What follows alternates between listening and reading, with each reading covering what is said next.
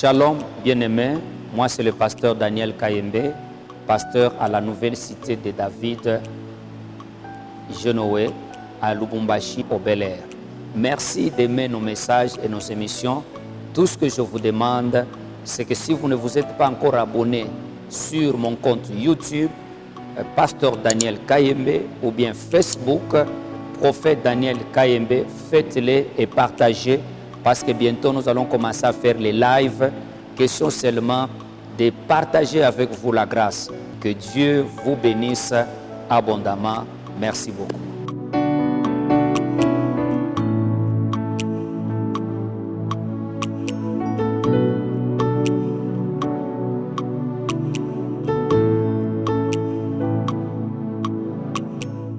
Bienvenue dans votre émission Regard sur la vision. Nous sommes là encore une fois de plus afin de vous bénir par le partage de la parole de Dieu, par l'expérience, par la prière. Je crois qu'encore une fois de plus, aujourd'hui vous serez bénis. Nous sommes avec le révérend pasteur Daniel Kayembe, qui est le pasteur responsable de la NCD Bel-Air. Pasteur, nous vous saluons. Merci mon ami docteur. Merci à tous les téléspectateurs. Ouais. Je crois que ils seront bénis au travers un pouce de messages que nous allons partager aujourd'hui. Bien-aimés, vous serez bénis. Je préfère que le pasteur prie pour nous, pour que vous bénisse à partir de la maison où vous nous suivez. Pasteur. Seigneur, nous voulons parler de ta part en partageant, en répondant aux questions, en éclaircissant les messages afin que ton peuple soit béni. Et je demande l'aide du Saint-Esprit, que ce soit dans la transmission, que ce soit dans l'écoute et dans la pratique de la part des téléspectateurs. Merci au nom de Jésus. Amen. Amen. Bien-aimés, n'oubliez pas le numéro qui est au bas de l'écran. Vous pouvez nous écrire. Allez aussi sur notre page YouTube. Vous pouvez, notre chaîne bien sûr, vous pouvez cliquer Pasteur Daniel Kayembe. Vous allez trouver nos prédications. Vous trouverez aussi d'autres enseignements. Mais aujourd'hui, pasteur, nous voulons comprendre le message que vous avez prêché. Parce que vous nous avez prêché pour dire la bénédiction est un risque. Être béni est un risque. Alors, nous voulons que toi qui nous suis, prends ton carnet. Je crois que le Seigneur te fera du bien. Et grâce aux différentes questions, pasteur, vous pouvez faire comprendre encore davantage cette pensée que Dieu vous a mis à cœur pour nous faire comprendre pourquoi la bénédiction est un risque, pasteur. Je crois que nous pouvons commencer par le message ou les versets que vous nous avez proposés la fois passée. Je crois que nous étions en Luc et en Genèse. Que Dieu vous bénisse, à vous qui nous suivez. Oui. Ouais. Je répète la phrase que j'ai dite dans mon message, que être béni n'est pas facile, mais c'est facile. Ok. Je répète, être béni n'est pas facile, mais c'est facile. Être béni, c'est un risque. C'est un risque pourquoi? Parce que ça vous engage dans la voie de l'esprit et vous devez vous conformer à cette voie. Voilà, donc le thème. Vous voulez que j'entre déjà dans les détails? Non, je crois que nous avons eu le verset. Oui. Si nous pouvons le lire et le texte de base pour ça continuer. Va. Je te fais le plaisir de lire pour toi, pour les téléspectateurs. Merci, papa. Mais dans d'autres cas, tu vas m'aider à lire. Nous sommes en Genèse chapitre 45. Le verset 26. Ils lui annoncèrent la nouvelle. Jésus vit encore. Et c'est même lui qui gouverne toute l'Égypte.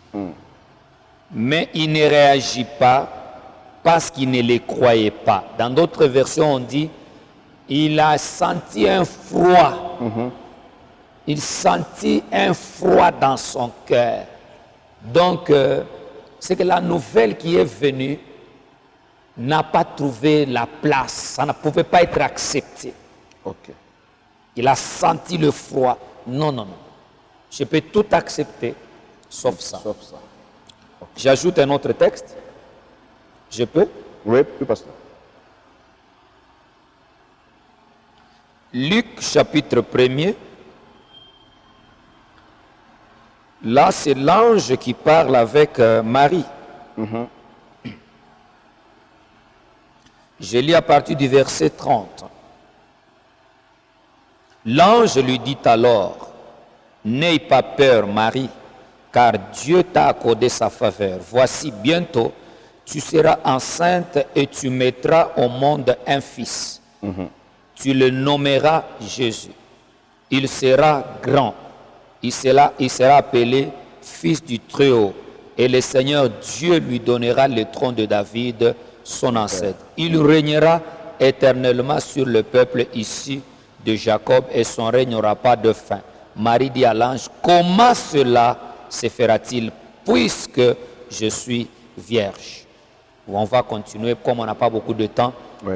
Les téléspectateurs ou les lecteurs, ils peuvent continuer. Alors, pasteur, vous avez dit comment quelqu'un peut-il recevoir la bénédiction?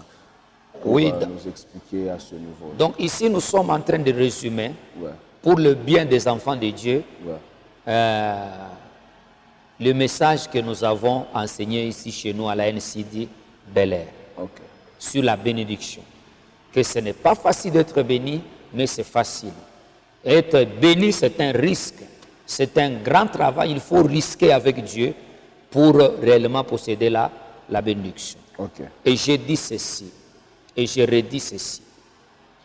L'homme est béni de trois manières. Premièrement, de manière souveraine. Il y a des gens qui sont bénis. Ils n'ont pas cru, ils n'ont pas reçu un message prophétique. Ils se sont retrouvés que Dieu a accompli dans leur vie les bénédictions du Seigneur. Ok. Ça, c'est la souveraineté de Dieu. Et dans le domaine de la souveraineté, là, c'est un domaine qu'un homme ne peut pas comprendre, ni maîtriser, ni même pas étudier. C'est un domaine exclusif de Dieu. J'ai toujours dit, c'est un domaine glissant qu'il faut réserver à Dieu lui-même. Uniquement à Dieu. La Bible dit même, il y a deux choses que l'œil n'a point vues, que l'oreille n'a point entendues, qui ne sont jamais remontées au cœur de l'homme, que l'Éternel a réservé. À ceux Qui connaît ces choses? C'est Dieu lui-même, Dieu lui-même. c'est l'Esprit de Dieu lui-même. Ouais. Donc ces choses-là, tu peux le chercher, tu peux sonder l'Esprit de Dieu, Dieu peut ne pas te le révéler. Il y a deux choses qui arrivent dans ce monde, depuis le début jusqu'à aujourd'hui, qui relèvent de la souveraineté de Dieu. Il y a d'autres choses que Dieu révèle. Dieu donne une prophétie, Dieu apporte un message. C'est beaucoup plus là qu'on va beaucoup travailler. Je vais y revenir. Oui. Troisième point, c'est là où l'homme croit. C'est comme l'histoire de la femme à la perte du sang. Ouais. Quand nous lisons Marc, chapitre 5. Marc, chapitre 5, nous trouvons là l'histoire de la femme à la perte du sang. Voilà. Verset 25. Dans la foule se trouvait une femme atteinte d'hémorragie depuis 12 ans. Depuis 12 ans. Elle avait été soignée par de nombreux médecins et en avait beaucoup souffert. Elle avait dépensé toute sa fortune sans trouver la moindre amélioration. Au contraire, son état avait empiré. Elle avait entendu parler de Jésus. Et dans la foule, elle s'était approchée de lui par derrière et avait touché son vêtement en se disant, « Si j'arrive à toucher ce vêtement, je serai guéri. » Vous pouvez continuer la suite. Cette femme a cru à la guérison. Et elle l'a obtenue. Et d'ailleurs, c'est pourquoi la foi, pour qu'elle introduise quelqu'un, qu'elle amène quelqu'un à posséder ce qu'il croit, il faut que ça soit une vraie foi et une foi ferme. Une foi réelle. Une foi qui consiste à te faire déjà posséder la chose et qui amène juste Dieu à confirmer cela. Amen. Puisque le problème de cette femme, quand vous lisez même ces paroles, elle n'a pas dit si je peux croire. Son problème n'était pas le problème de croire. Elle croyait déjà. Ouais. Dans son cœur, dans son corps, dans son esprit, elle avait déjà possédé la guérison. Son problème, c'est l'homme que je dois toucher est entouré. C'est un homme qui a toute une ceinture de hommes forts. Les disciples sont là et il y a la foule. Et moi, je suis affaibli par la maladie. Ok. Je suis une femme. Elle a pris des risques. Est-ce que je peux vraiment arriver à les toucher? Le problème n'est pas lié à la guérison. Le problème de cette femme par rapport à ma faiblesse. Est-ce que je peux arriver à les toucher? Mais comme dans son esprit, elle avait cru, et que c'est ça la chose qui est difficile, c'est croire, pas l'action. Parce que pour vivre un miracle dans le domaine de la foi, il y a de ces miracles, pour les vivre, tu crois et tu poses l'action. Mais entre les deux, ce qui est plus difficile, c'est la foi. Puisque quelqu'un peut poser même l'action, mais il ne croit pas. Mais quand quelqu'un croit, le Saint-Esprit lui donne la force dans l'action pour que sa foi puisse matérialiser ce qu'il a reçu. C'est comme ça que cette femme, Dieu lui a donné la force, elle est entrée dans la foule, elle a touché Jésus, elle a maintenant expérimenté ce qu'elle avait cru, ce qu'elle cherchait. Donc par la foi, quelqu'un peut vivre une bénédiction. Et il est écrit, tout est possible à celui qui croit. Donc, c'est que Dieu laisse les gens nager dans l'océan de la foi pour prendre des choses qu'ils croient que Dieu est capable de faire. Nous retournons au deuxième point. Dieu révèle. Dieu peut révéler ce qu'il a prévu. Même s'il ne révèle pas tout, mais il peut révéler une dimension, une portion de son plan. C'est ce que souvent j'appelle prophétie. Il y a des prophéties quand Dieu te les donne, ce n'est pas tout le plan de Dieu pour toi. C'est une dimension dans les plans. C'est une partie dans les plans. Le plan peut cacher beaucoup de choses. Dieu prend juste un domaine, une prophétie, il te donne. Comme Joseph. Et ça peut être dur et difficile à accepter. Comme il l'a fait avec Joseph, il lui a montré une destinée glorieuse. Comme il l'a fait avec Abraham. Il a appelé Abraham, il lui a dit, je rendrai ton nom grand, je te bénirai, je ferai de toi une grande nation. Il a révélé. Ça, c'est ça, les trois dimensions par lesquelles l'homme reçoit la bénédiction de la part du Seigneur. Maintenant, en quoi est-ce que, je continue ou bien nous allons par question? Allons-y, pasteur. En quoi est-ce que être béni est un risque? Voilà. Ok. En prenant le cas d'Abraham, Genèse chapitre 12, en prenant Genèse chapitre 45, le verset 26, en prenant Luc chapitre 1er, le verset 30, vous descendez. Ici, nous allons parler sur les éléments qui constituent les risques à prendre pour être béni. Oui, pasteur. Premier risque. Accepter ce que Dieu dit. C'est un risque. Parce que tu es Jacob, tu as pleuré ton fils pendant 1 mois. Tu es prophète. Mais Dieu ne t'a jamais annoncé que ce fils-là est décédé. Dieu ne te l'a jamais confirmé. Donc, l'unique prophétie que tu as de Joseph, c'est ce que lui-même t'avait dit, comment toute la famille s'est prosternée devant lui. Que tu as même méprisé parce que tu as pleuré cet enfant. Mais la prophétie est restée sans valeur, sans être considérée. Parce que tu as pleuré Joseph, on t'a dit que Joseph est mort. Mais quand le temps arrive, Joseph est déjà béni. Et Dieu permet maintenant que la nouvelle de ce que Dieu a déjà fait, la nouvelle de la réalisation prophétique, ça t'arrive, on vient t'annoncer ce que Dieu avait dit. Mais entre la prophétie et son accomplissement, celui qui rêvait, tu l'as déjà pleuré qu'il est mort.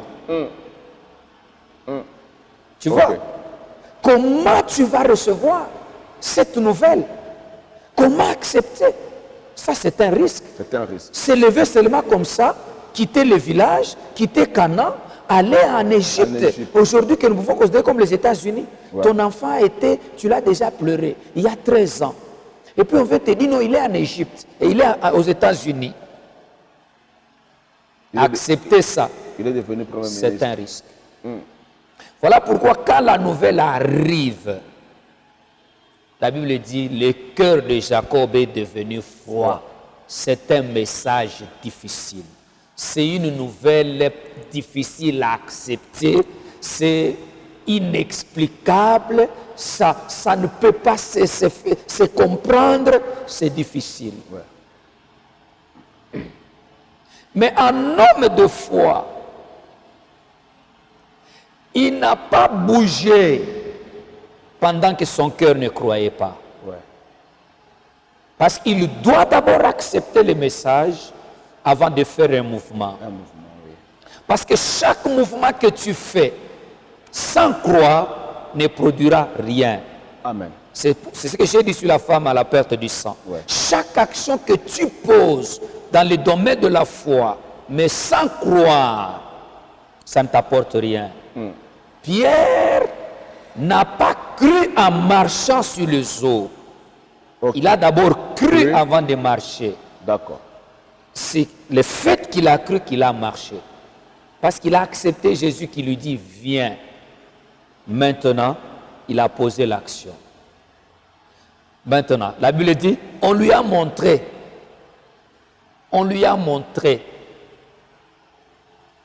les chars que Joseph avait envoyés. Quand il a vu ça, son cœur s'est ranimé. Il a cru maintenant. C'est une dimension de foi. Tout ça, c'est le risque, mais je n'encourage pas. Ok. Pour les hommes de véritable foi, je n'encourage pas. Oui. Parce que il a ranimé sa foi en voyant le matériel, Oui. en voyant les preuves matérielles qu'on lui a montrées. Il a dit non, en tout cas mes enfants sont pauvres et ils sont allés en Égypte chercher le blé. Mais voir la délégation ici, voir les Égyptiens, les gens qui sont là, les chars, ça doit être vrai. Ouais. Or, la foi vient de ce qu'on entend. Mais pas de ce qu'on un voit. homme véritable de foi, il devait directement faire allusion aux prophéties que Joseph lui disait. Je le disais. Mais qu'à cela ne tienne, on lui pardonne. Parce que dans la foi de beaucoup de grands, il y a eu toujours des faiblesses. Oui. Il n'y a pas un champion dans le domaine de la foi sur cette terre à part Jésus. Jésus. Amen. Je vous dis la vérité. Amen. Que Dieu vous bénisse. Amen. Je peux continuer ou Oui, j'arrête? on peut continuer. Maintenant, accepter ce que Dieu dit, c'est un risque. Ouais. Parce qu'il te dit des choses qui vont à l'encontre de réalité. Ouais. Prenez l'exemple de ce que Dieu a dit sur Marie. C'est contre nature. Ouais. Ce que l'ange apporte comme message, c'est contre nature, c'est contre la réalité, c'est contre la science, c'est inacceptable et inexplicable partout. Mais accepter ça, c'est un risque. Ouais. Un grand risque, parce que beaucoup n'acceptent pas. Oui. Parce que Dieu ne viendra pas toujours te parler comme un enfant. Dieu est esprit, il est Dieu. Quand un homme te parle, il te parle en tant qu'homme par rapport à ses capacités, par rapport à ses moyens. Quand Dieu parle, il parle comme Dieu. Quand un enfant parle, il parle comme un enfant. Il appelle papa comme un enfant. Il appelle maman comme un enfant. Quand un grand parle, il parle comme un grand. Il en est de même de Dieu. Quand Dieu parle, il ne parle pas comme un petit. Il ne parle pas comme un enfant, il parle comme Dieu avec le langage de Dieu. C'est le langage de l'esprit qu'il vient introduire dans votre esprit, qui est limité, qui est lié aux réalités, qui est lié à la science et qui ne peut pas accepter ce que Dieu dit. Ouais. Parce que c'est comme deux corps différents, c'est comme deux esprits différents, deux langages différents, deux réalités, deux croyances différentes. Ok. Vous voyez? Ouais. Et Dieu vient vous dire ça. Non, mon frère, accepter est un risque. Mais il Parce que vous êtes obligé de renier tout ce que vous savez tous les jours. Les réalités de la science, les réalités de la croyance, les réalités humaines. Ouais. Vous êtes obligé de les laisser, laisser pour accepter, accepter ce que Dieu dit. C'est un risque qui peut vous créer des problèmes parmi les hommes. Je vous dis, qui peut vous créer des problèmes sérieux parmi les hommes, qui peut vous amener le trouble dans votre esprit si vous n'êtes pas préparé. Marie en a eu des problèmes. Des sérieux problèmes, vous voyez? Ouais. Mais Marie, au finish, a accepté. Ouais. Pour elle encore, on lui a donné une preuve matérielle de ce que Dieu a fait. Ouais. Ta parente Élisabeth est grosse. Ouais. Elle a cru. Et l'ange, je dois insister ici, avant qu'on passe au deuxième point. Oui. L'ange n'était pas pressé de faire quoi? De le laisser. De laisser Marie. Pourquoi? Parce qu'il fallait que Marie accepte. Dieu, le Saint-Esprit, ne réalise rien que tu n'as pas accepté. Amen. Amen. Et tu dois accepter ce que Dieu dit. C'est à ce moment, quand tu as... Donc le Saint-Esprit réalise dans la vie de l'homme ce que l'homme accepte de la part de Dieu. Tu n'acceptes pas, le Saint-Esprit ne fait rien. Okay. S'il le fait, je te dis, je vais y arriver. Ouais. Mais c'est avec beaucoup de regrets. Voilà pourquoi l'ange n'a pas seulement donné le message et puis il est parti. Non, il fallait que Marie soit convaincue, que Marie accepte. C'est en acceptant que maintenant le Saint-Esprit prend Marie en charge pour accomplir en elle ce qu'il avait reçu de la part de l'ange. Donc ça, c'est le premier point, Ouais. qui est un point très difficile, mais que chaque enfant de Dieu doit accepter. Accepter ce que Dieu dit. Quand tu es pauvre, tu es dans un environnement pauvre, dans ta famille, personne n'a jamais été élevé, mais Dieu dit que toi, tu seras élevé. Accepte ça. Même si tu ne connais pas les moyens. Même si tu ne connais pas comment ça va se faire, enlève ton regard dans l'environnement, enlève ton regard dans la science, dans les réalités de ta famille. Parce qu'avec Dieu, il y a aussi la règle de l'exception. Amen. Tu peux être la première que Dieu élève et qu'il bénit. Amen. Mais il faut accepter ce que Dieu dit. Amen. C'est tout. Amen. Alors, vous avez dit la deuxième des choses. Quel est le deuxième risque? Alors, vous avez dit que le deuxième risque, c'est amener maintenant ton esprit à vivre ce que tu as cru, ce que tu as accepté. Oui. Quand tu acceptes, déjà, ton esprit doit habiter dans ce que Dieu a dit. Okay. Parce que c'est ça maintenant ta vraie identité. Parce que tout langage de Dieu qu'on accepte, ça, non seulement ça vous définit l'identité de Dieu réel, mais ça vous confirme même votre identité. Amen. Vous devez l'accepter et vous devez maintenant vivre dans la peau là de l'identité que Dieu vous révèle et qu'il vous confirme. Amen. Pourquoi la Bible dit que les pauvres disent je suis riche? Okay. Donc quand tu dis que tu es riche, c'est que réellement ton esprit doit porter le code de la richesse. Ouais. Même si physiquement tu n'es pas riche, mais ton esprit doit habiter dans la richesse. Okay. C'est en habitant dans la richesse que le Saint-Esprit finira maintenant avec l'extérieur pour le rendre riche. Amen. Parce que pour être riche physiquement, il faut d'abord être riche spirituellement. C'est votre esprit qui reçoit l'identité de Dieu, Amen. qui maintenant, par la puissance de Dieu, va prendre un corps Okay. pour que sur la terre, ça puisse se manifester. C'est pourquoi vous avez dit que ça change déjà le comportement de la personne. Ça change les comportements, ça change les attitudes, ça change les actions, ça change les langages. Je vais y arriver. Ouais. Quand Dieu dit à Abraham, va-t'en de ton pays, de ta patrie, vers le lieu que je t'indiquerai, même s'il ne sait pas le lieu, mais le fait qu'il quitte, c'est qu'il se voit déjà quelque part. Okay. Il se voit déjà le père de la multitude. Okay. Il se voit déjà un homme béni. C'est pourquoi il quitte. Okay. Il ne sait pas là où il va. Donc c'est la marche de la foi. Amen. Vous voyez? Amen. Ça se confirme chez Marie. Quand Marie a accepté, mais à l'instant, elle est tombée grosse. Ok. Et à l'instant, elle est devenue grosse. Ce que l'ange a dit, ça s'est réalisé. Et à partir de ce jour-là, Marie est devenue la mère de Jésus. Elle portait la grossesse de Jésus. Ok. Ça s'est confirmé. Ok. Mais pour celui dont ça ne s'est pas encore confirmé, son esprit doit vivre dans la chose, dans la bénédiction. Amen. Josué chapitre 1er, le verset 3. Dieu dit à Josué, tout lieu où foulera la plante de ton pied, je te le donne. C'est quel lieu?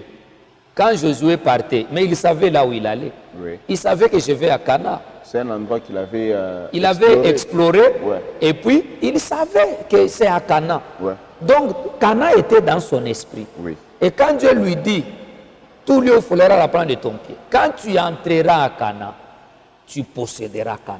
Amen. Même si Cana sera occupé, mais le fait que je t'ai donné Cana, tu as exploré Cana, Cana est dans ton esprit, et ton esprit est à Cana.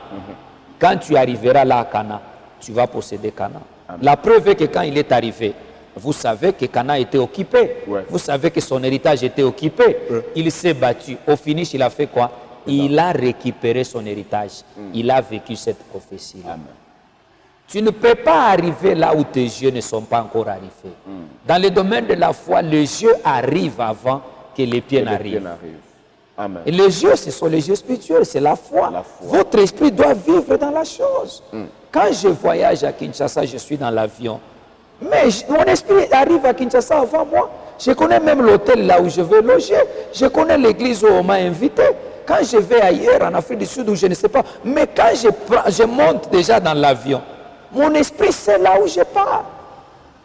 Mon esprit me précède. Ouais. Maintenant, c'est l'avion, au contraire, qui me transporte en retard.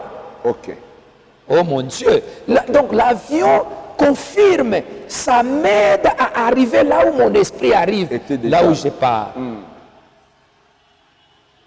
Pour que le Saint-Esprit rende possible la possession de la bénédiction, il faut que ton esprit habite dans la chose. Comment le Saint-Esprit peut t'amener dans un milieu où tu n'es pas arrivé? Dans la bénédiction où tu ne vis pas. Les gens se considèrent riches, bénis, mariés, mais ils ne se comportent pas comme des hommes qui sont déjà mariés, bénis, des femmes stables. Non. Vous voyez, ça c'est le deuxième point, qui est un point très important. Comme qui Il faut habiter dirait dans la chose. la femme à qui on a prophétisé que tu auras des enfants, mais elle est stérile. Elle peut déjà se comporter comme quelqu'un qui part payer les histoires des bébés. Oui, oui, je vais d'abord y arriver en donnant les 3 points qui accompagnent, qui démontrent qu'on doit constater dans la vie de celui qui a accepté ce que Dieu a dit, dans la vie de celui qui croit, qui se voit déjà dans la chose. Il y a 3 points très importants. Les 3 éléments qui confirment qu'on vit dans la bénédiction déjà par son esprit. Oui, pasteur. Premier élément, c'est le langage et les attitudes. L'attitude de quelqu'un qui a écouté Dieu, qui a accepté et qui vit dans la chose. Son attitude est relative à ce que Dieu a dit. Amen. Son langage est relatif à ce que Dieu a dit. Amen. Quand Jacob a cru, quand il a cru, il a dit maintenant, Joseph est en vie. Une manière de dire, comme il est en vie, je dois me déplacer. Parce qu'il pouvait refuser d'y aller. Oui. Il pouvait dire, ah non, Bon. je refuse d'y aller. Il pouvait refuser. Oui. Il a accepté. Il a dit, comme Joseph est en vie, j'irai. Je le verrai avant de mourir. En d'autres termes, je vivrai la prophétie. Ce que Dieu avait dit là, je dois vivre ça. Ça doit se manifester. Je dois voir ça de mes yeux avant de mourir. Moïse, écoutez, ça c'est comme s'il y a un petit recul et puis mais j'entre rapidement dans les détails. Moïse n'est pas entré à Canaan, bien sûr, parce qu'il avait péché, Dieu avait estimé qu'il ne pouvait pas entrer. Mais Dieu n'a pas prouvé ses yeux de voir Canaan. Ici, nous sommes à Lubumbashi. Dans mon message, je vous ai posé la question à l'église. Je pose la question aux téléspectateurs. Même si on te prend, on te met sur les bâtiments hypnose, ou bien tout autre bâtiment les plus longs de Lubumbashi, on te met là-dessus. On te dit de voir Kolwezi, tu ne verras pas Kolwezi. Oui. Mais Dieu a pris Moïse, il l'a mis sur la montagne, il a dit, vois Cana. Les yeux ici physiques sont limités pour voir selon les kilomètres. Ouais. Même quand nous sommes dans l'avion. C'est quand l'avion est presque au-dessus d'une ville, ou presque tout près, que vous pouvez voir des maisons. Les maisons. Ouais. Donc, c'est avec les yeux de l'esprit que Moïse voyait Cana. Ce ne sont pas les yeux physiques. Ouais. Parce que nous tous ici, quand on te prend, on te met même dans les airs. On te dit, est-ce que tu vois Kolwezi, tu vois Kinshasa, tu ne verras pas. Ouais. Mais les yeux ont vu. Vous voyez? C'est pour confirmer. Les pieds ne peuvent pas arriver. Dieu ne peut pas réaliser des choses là où tes yeux ne sont pas. Donc, quand tu es dans l'avion, ça t'amène en Afrique du Sud. Donc, ça confirme, ça réalise, ça permet à ton esprit, à ton corps d'arriver là où ton esprit est. Amen. Parce que l'esprit arrive toujours avant. Oui. Vrai ou faux? Vrai. L'esprit de l'homme arrive toujours avant. Oui. Quand tu vas en ville ici, mais tu vois déjà la ville. Ouais. Mais c'est maintenant, il y a un véhicule qui va t'amener en ville. En ville.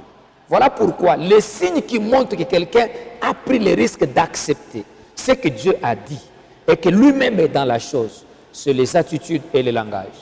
J'irai et je le ferai. Mais demande à mon frère, qu'est-ce que tu dis de toi-même? Ok. Tu es béni, tu as accepté, mais tout ce qui sort de ta bouche, c'est la médiocrité. Tu n'as pas possible que ça bande. Nous sommes venus accompagner les autres. Non, moi je ne suis pas venu accompagner quelqu'un. Amen. Je suis venu vivre ce que je crois et ce que Dieu m'a dit. Amen. Qu'est-ce que tu dis? Qu'est-ce que tu déclares? Sur les enfants. Job est dans les difficultés. Ouais. Job a tout perdu. Quelqu'un qui a tout perdu, généralement, il doit crier Minakufwa. Ouais. Parce qu'il a tout perdu. Mais il dit, mon rédempteur est vivant, il se lèvera le dernier. Amen. Il ajoute au verset 26, chapitre 19, il dit quoi? Même si ma peau se détruisait totalement, mes yeux verront Dieu. Pas les yeux d'un autre, mes yeux verront. Ça, ce sont les paroles. Qu'est-ce qui sort de ta bouche? Un homme de foi, c'est lui qui a pris le risque d'être béni, d'accepter ce que Dieu a dit, il le déclare. Même Marie a déclaré. Marie a dit à l'ange, je suis servante de Dieu, pour dire je crois, j'accepte. C'est à ce moment que l'ange est parti. Parce que là, il sait, comme elle a accepté, le miracle va s'opérer. Le Saint-Esprit qui va la couvrir va réaliser cela. Elle a accepté. Et Marie a déclaré cela. Qu'est-ce que tu déclares? Quelles sont tes attitudes? Quand les choses ne marchent pas, tu vas seulement te coaliser avec les gens qui murmurent contre Dieu chaque jour pour vous consoler. Ce n'est pas un acte de foi. Quand tu es un homme de foi, une femme de foi, et que tu es en face de gens qui méprisent Dieu, qui condamnent Dieu, qu'il ne faut que faire des examens, des critiques vis-à-vis des prophéties, il faut te séparer de ces gens. Amen. Ils vont détruire ta foi. Amen. Il faut que dans ta bouche, même si ça dure, même si ça traîne, que tu dises à Dieu, je sais que tu te lèveras. Je sais que je serai marié. Amen. Pourquoi? Parce que je suis déjà marié spirituellement. J'ai déjà accepté le mariage dans mon esprit. Amen. Mon esprit vit déjà dans les mariages. Je sais que par la puissance de Dieu, ça va se matérialiser. Le spirituel et la réalité vont se rencontrer. Amen. Ça va se confirmer par le mariage physique maintenant. Amen. Ça, c'est le langage. Quel est le langage? Deuxième chose, c'est le travail. C'est l'action. Ok. C'est l'action. Jacob a dit, j'irai. Tu ne peux pas voir Joseph dans ton esprit, croire que Joseph est en vie sans te déplacer, aller en Égypte. Et tu dois te déplacer. C'est un mouvement, c'est une action. Voilà. Genèse chapitre 26, Dieu a dit à Isaac, reste ici, je te bénirai. Il a connu des combats, mais pour vivre cette prophétie, il n'avait jamais arrêté de travailler. Oui. Quel est le travail que tu fais qui est conforme à ta prophétie? conforme à ce que Dieu a dit. Conforme à ce que Dieu a dit. Amen. Dieu a dit que tu auras une grande maison. Tu vas construire une maison. Tu ne connais même pas là où il y a les bureaux de cadastre. Ok. Tu es faible dans les actions. Ok. Tu ne connais même pas une maison de construction. Ok. Tu es quel type de bailleur? Parce que ce sont les actions qui doivent prouver que réellement tu as accepté quelque chose et tu es déjà ce que Dieu a dit. Amen. Dieu a dit que tu vas sillonner le monde entier. Mais même une phrase en anglais, tu ne connais pas. Même une phrase en français, tu ne connais pas. Dieu a dit que toi, on va t'épouser par un pasteur. Mais regarde comment tu t'habilles. Tu t'habilles toujours comme un célibataire. Comme une célibataire. Parce que les attitudes, les comportements, je m'excuse, tout ce qui arrive, tout ce qui doit caractériser l'homme, ça doit maintenant, il doit le faire dans la peau de ce qu'il est en Dieu. Amen. Si je reçois le langage de Dieu, que je suis la femme d'un grand homme de Dieu, si mon esprit est déjà dans ce mariage, je le démontre déjà aujourd'hui parce que je suis déjà en esprit ce que Dieu a dit. Amen. Il ne reste que l'accomplissement. Donc c'est qu'à partir déjà d'aujourd'hui, je suis la femme d'un serviteur. Donc je vais me comporter comme la femme d'un serviteur, je vais m'habiller comme la femme d'un serviteur. Je ne vais pas garder un petit copain de l'université parce que je suis déjà la femme de quelqu'un prophétiquement. Quand je garde les copains, là c'est de l'infidélité, ça va briser l'alliance. Ce que Dieu a dit, ce que je crois, ça n'arrivera pas parce que mon action est en train de combattre ce que je suis. Amen. Ce que j'ai déjà reçu. Quand Dieu dit que, quand je crois que cette église ici, comme le dimanche j'ai voulu le dire, j'ai reçu dans mon esprit que nous devons construire une grande église, je crois le double de celle-ci. Amen. Ça est dans mon esprit et je me vois déjà dans ce temple. Là déjà je suis en train de voir les modèles, la marque, tout et tout. Déjà je vais chercher les plans. Je vais chercher déjà à recevoir les plans pour cette grande église. Et on fera déjà la maquette. Donc mes actions avec vous, nous allons commencer à travailler par rapport à ça. À la vision. Vous voyez? Amen. Que Dieu soit béni. Amen. Ça, c'est sur le plan du travail et c'est dans tous les domaines. Troisième point, c'est l'hôtel. Ok. Parce que je crois qu'il nous reste déjà presque 3 minutes. Donc, comme ça, c'est une prédication, on peut faire 45. Ça, on peut faire 45. D'accord. C'est différent de l'émission là de 40. Merci beaucoup. Donc, qu'on nous donne 5 minutes parce que on a pris à la place de la prédication, mais on a voulu travailler de cette manière. Merci beaucoup, pasteur. La troisième des choses que Jacob fait, c'est bâtir l'autel. Il a été informé que Joseph vit. Il a dit, il a cru qu'il vit. Il a accepté de se déplacer. Mais avant d'aller en Égypte, il commence par aller à Beersheba pour bâtir l'autel. Pourquoi? Parce que Dieu n'est pas un dictateur, quoiqu'il a tout le moyen d'être dictateur. Dieu a tout le moyen d'être dictateur. Il a tous les moyens de s'imposer. Mais quand il dit des choses, il te laisse cette latitude d'accepter. Tu acceptes et il travaille avec toi. Si Abraham avait refusé, que moi je refuse l'appel, Dieu allait prendre quelqu'un d'autre. Si Marie avait refusé, l'ange allait partir. Vous voyez? Maintenant, bâtir l'autel, c'est une dimension de la foi matérielle qui invite Dieu, qui montre à Dieu que oui, ce que j'ai accepté, ce que tu m'as dit, c'est la vérité, je vais le vivre, je t'invite pour le réaliser. Je t'invite pour le réaliser. Amen. Donc l'autel, dans plusieurs significations de l'autel ici, ça signifie, c'est une manière de dire à Dieu, j'accepte, viens. L'autel est là pour que tu viennes. L'autel là permet à Dieu de descendre, de venir.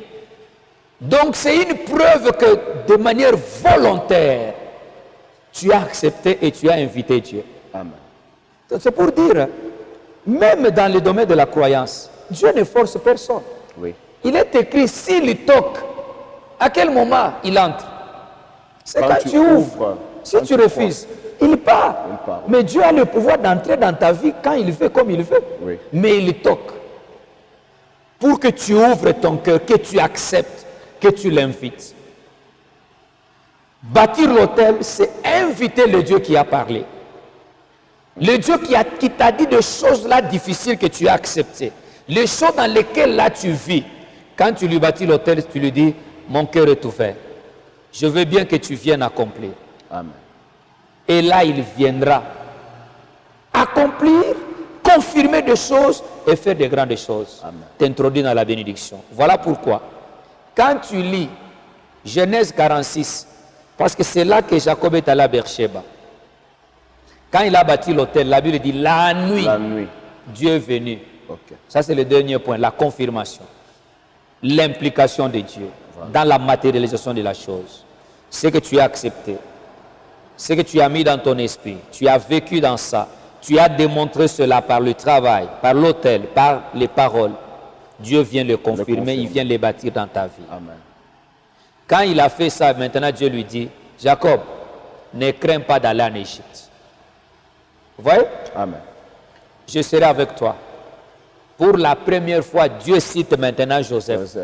Dieu ne l'avait jamais cité, même dans les songes, alors que Jacob était prophète. Ouais.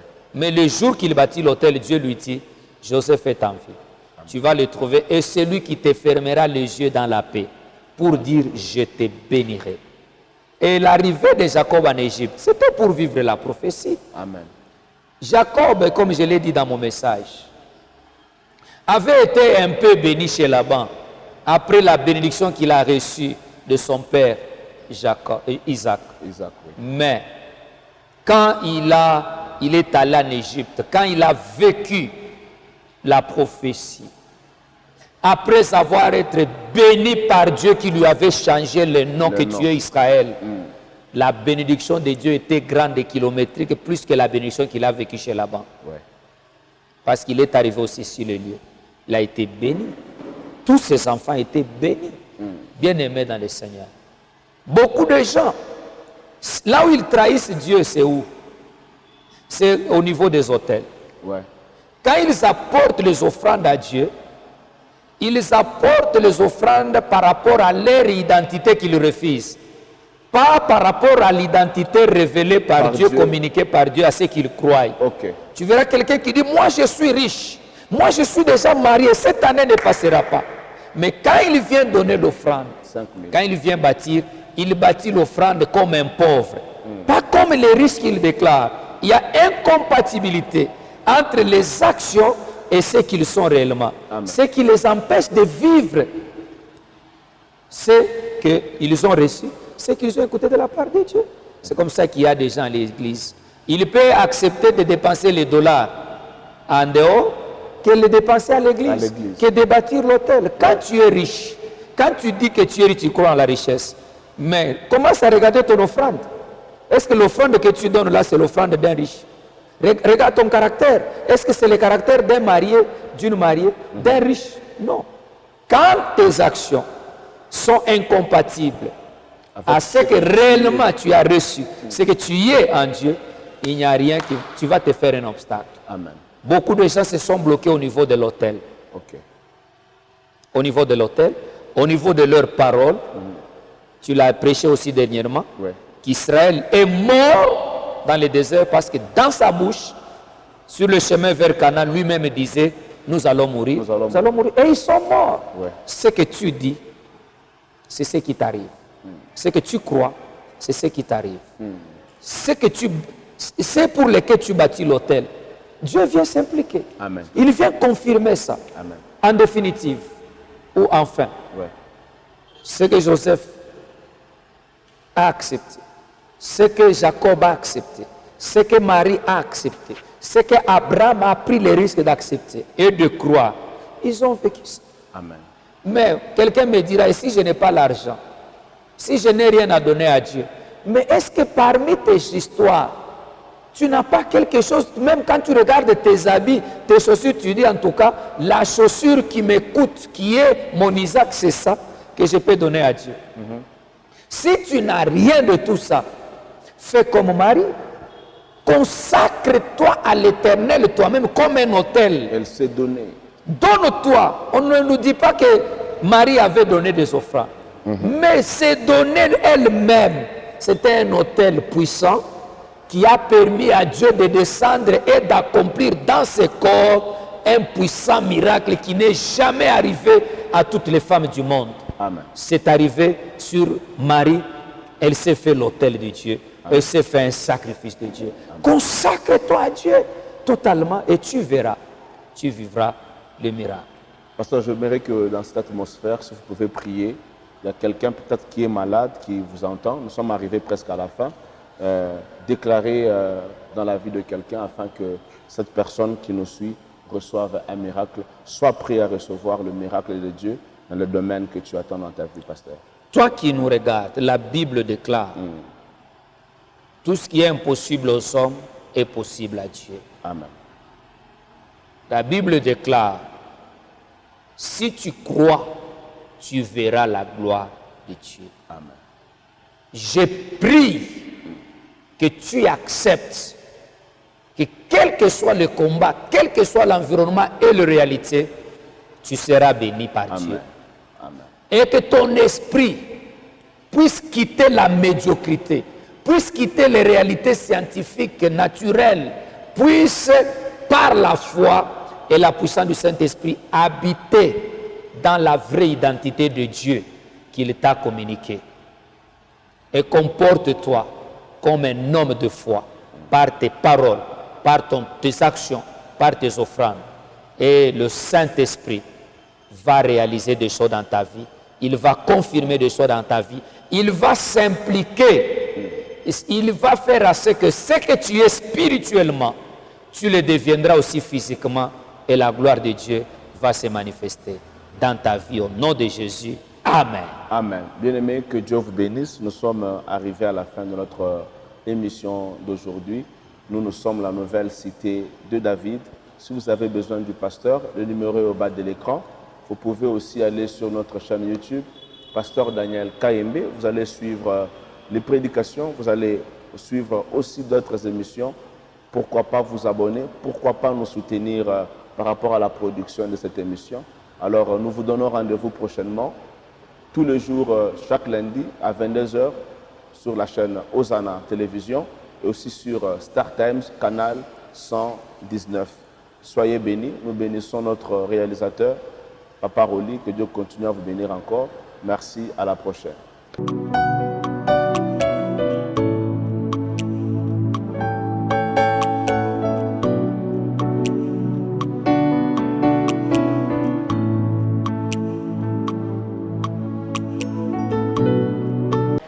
Shalom, bien-aimés. Moi, c'est le pasteur Daniel Kayembe, pasteur à la nouvelle cité de David, Genoé, à Lubumbashi, au Bel-Air. Merci d'aimer nos messages et nos émissions. Tout ce que je vous demande, c'est que si vous ne vous êtes pas encore abonné sur mon compte YouTube, pasteur Daniel Kayembe, ou bien Facebook, prophète Daniel Kayembe, faites-les et partagez. Parce que bientôt, nous allons commencer à faire les lives. Question seulement de partager avec vous la grâce. Que Dieu vous bénisse abondamment. Merci beaucoup.